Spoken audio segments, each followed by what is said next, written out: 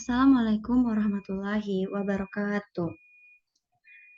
Perkenalkan, nama saya Mahdalena, saya dari Pendidikan Biologi, kelas MIPA 1. Baiklah, pada kesempatan kali ini saya akan mempresentasikan hasil observasi saya mengenai karakteristik dan profiling peserta didik.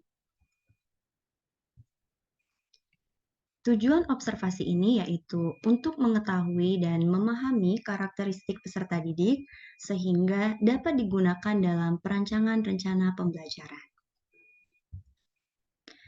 Objek observasi yaitu siswa kelas 12 MIPA 4 SMA Negeri 4 Kota Bengkulu dengan jumlah peserta didik yaitu 33 orang, di mana laki-laki berjumlah 11 orang dan perempuan berjumlah 22 orang. Waktu pelaksanaan observasi. Observasi dilakukan pada tanggal 26 sampai 28 Oktober 2022 dan 9 sampai 11 November 2022. Aspek yang diamati pada saat observasi yaitu meliputi karakteristik dari peserta didik seperti perkembangan fisik, perkembangan kognitif, perkembangan bahasa, perkembangan sosial emosional, perkembangan sosial konteks, etnik dan kultural, minat, kemampuan awal, motivasi, gaya belajar, perkembangan moral, serta perkembangan motorik. Kemudian yang pertama yaitu presentasi aspek yang diamati. Pengamatan pertama yaitu mengenai perkembangan fisik, di mana usia peserta didik kelas 12 MIPA 4 SMA Negeri 4 Kota Bengkulu itu mulai dari 17 sampai 18 tahun. Dan dapat kita lihat bahwa peserta didik berusia 17 tahun itu terdapat 64%, sedangkan peserta didik dengan usia 18 tahun itu ada 36%. Selanjutnya, untuk jenis kelamin, di kelas 12 MIPA 4 ini terdapat 67% perempuan atau 22 perempuan dan 33% laki-laki atau berjumlah 11 orang laki-laki.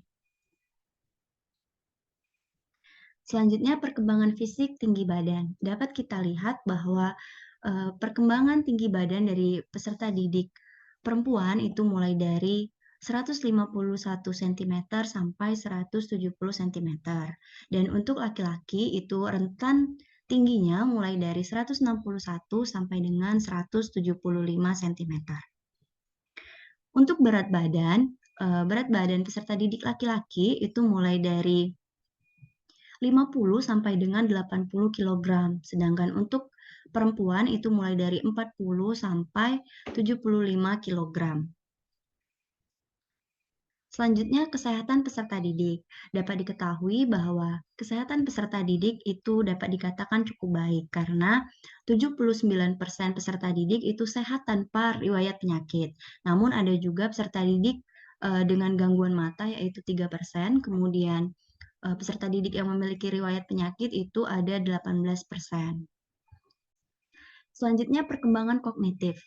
Perkembangan kognitif pada peserta didik itu dapat dikategorikan tinggi, sedang, dan juga rendah, di mana perkembangan kognitif tinggi itu ada 12%, kemudian sedang ada 70%, dan rendah itu ada 18%. Selanjutnya, perkembangan bahasa. Dari 33 peserta didik, terdapat 25 peserta didik yang lebih dominan dalam menulis. Kemudian, 28 peserta didik lebih dominan dalam berbicara. Dalam hal menyimak, peserta didik dapat dikategorikan cukup baik. Sedangkan dalam hal membaca, peserta didik sudah dapat memiliki kemampuan yang baik. Perkembangan bahasa ini sangat penting dalam kehidupan sehari-hari, agar dapat berbicara dengan orang lain, mendengarkan orang lain, membaca, dan juga menulis. Selanjutnya yaitu perkembangan sosial emosional. Berdasarkan observasi, peserta didik mampu melakukan pembelajaran secara mandiri di mana dapat dilihat dari menyelesaikan tugas-tugas dengan baik, dapat mengemukakan ide atau gagasan dalam belajar, kemudian dapat bertanggung jawab atas apa yang diperbuat, dan dapat bekerja sama dengan teman maupun guru. Dari 33 orang peserta didik, ditemukan 5 orang yang kadang-kadang tidak ceria atau pemurung. Kemudian perkembangan sosial konteks. Seperti yang kita lihat, perkembangan sosial konteks ini melalui pola pengasuhan dalam keluarga. Ada pola pengasuhan yang hangat tapi tegas, itu sebanyak 79%. Kemudian pola pengasuhan yang banyak tuntutan namun tidak diapresiasi itu ada 9%, dan pola pengasuhan yang dimanjakan itu ada 12%. Selanjutnya, etnik dan juga kultural, di mana kita ketahui bahwa setiap peserta didik memiliki etnik dan kultural yang berbeda-beda setiap individunya, karena mereka berasal dari suku ibu dan juga suku ayah yang berbeda. Berdasarkan suku ibu, itu dapat dilihat bahwa terdapat suku-suku yang berbeda di kelas tersebut, seperti ada 21% suku Bengkulu, kemudian ada 12% suku Batak, kemudian ada 3% itu suku orang Bengkulu Tengah, kemudian 21% Bengkulu Selatan, kemudian ada 13% Sumatera Selatan, ada 12% suku Jawa, kemudian 6% suku Minang, dan ada 12% itu dari suku Lembak. Untuk suku ayah itu dapat kita lihat bahwa suku Batak itu berkisar 12%, kemudian suku Bengkulu itu ada 19%, Bengkulu Selatan itu ada 30%, kemudian suku Jawa ada 15%, suku Lembak ada 15% juga, kemudian suku Minang itu ada 6%, dan untuk suku Rejang itu ada 3%. Selanjutnya tentang minat peserta didik. Yang pertama yaitu minat terhadap pembelajaran biologi. Minat terhadap pembelajaran biologi ini dapat dikategorikan cukup baik karena terdapat 49 peserta didik yang minatnya tinggi. Kemudian ada 36% itu minatnya cukup rendah, dan 15% itu sedang-sedang saja. Kemudian minat olahraga, di mana minat olahraga setiap peserta didik itu tentu berbeda-beda. Seperti yang kita lihat pada diagram tersebut, minat pada basket itu sekitar 13%. Kemudian pada sepak bola itu ada 13%, pada voli ada 9%, pada renang itu ada 25%, untuk badminton atau tenis itu ada 32%, dan untuk jogging itu ada 8%. Kemudian minat seni. Minat seni setiap peserta didik juga berbeda-beda. Seperti minat yang paling dominan yaitu minat pada menyanyi. Itu terdapat 47%. Kemudian untuk tari ada 17%, drama ada 19%, alat musik ada 5%, untuk lukis itu ada 6%, dan tidak ada juga 6%. Maksudnya ada beberapa peserta didik yang tidak memiliki minat seni sama sekali. Selanjutnya, kita akan membahas tentang kemampuan awal peserta didik.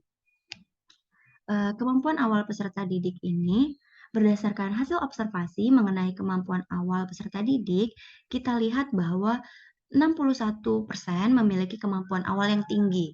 Hal tersebut berupa tanya jawab materi yang sebelumnya saat di awal pembelajaran dimulai atau dapat juga dilihat dari kuis atau pretest. Jadi, kemampuan awal peserta didik dapat dikategorikan cukup baik.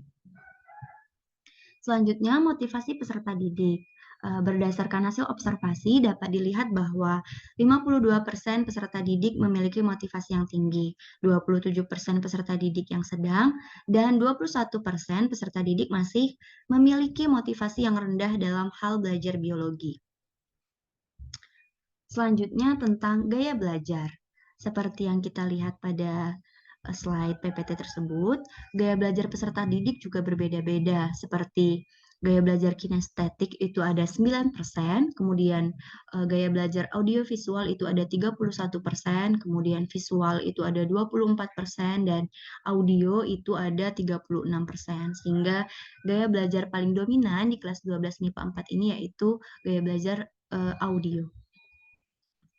Selanjutnya, itu perkembangan moral dan perkembangan motorik, di mana perkembangan moral dan motorik peserta didik kelas 12 MIPA 4 SMA Negeri 4 Kota Bengkulu ini dapat dikategorikan baik. Sebab seperti yang terlihat pada saat observasi, itu perkembangan moral peserta didiknya baik karena peserta didik menghargai sesama warga sekolah, kemudian peserta didik menaati aturan yang berlaku, melakukan ibadah secara rutin di sekolah, kemudian saling menghargai dan tidak membuli satu sama lainnya. Begitu juga dengan perkembangan motorik, peserta didik itu dapat dikategorikan juga baik. Oke, itulah penjelasan dari saya. Itulah hasil observasi dari karakteristik dan profiling peserta didik kelas 12 MIPA 4 SMA Negeri 4 Kota Bengkulu. Apabila terdapat kesalahan dalam penyampaian, saya mohon maaf. Saya akhiri. Wassalamualaikum warahmatullahi wabarakatuh.